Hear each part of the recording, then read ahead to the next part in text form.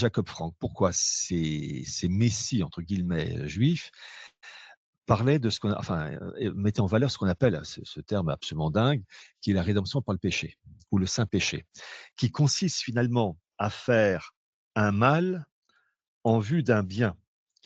Et C'est-à-dire évidemment, le concept, c'est de volontairement mal agir ou oui, provoquer des choses négatives voilà, pour que le bien puisse advenir. voilà. Alors, c'est-à-dire que plus le mal est grand, plus, mieux c'est. Mmh.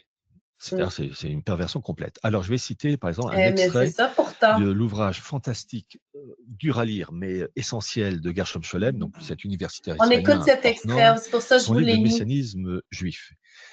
Et alors là, ce sont les sous-bassements qui ensuite permettent de comprendre ce qui se passe actuellement en Israël, Liban et Iran.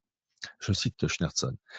Dans tous ces textes, dans toutes ces traditions, l'annonce des cataclysmes sans lesquels les apocalypses ne peuvent se concevoir est décrite en images fulgurantes qui revêtent toutes sortes de formes.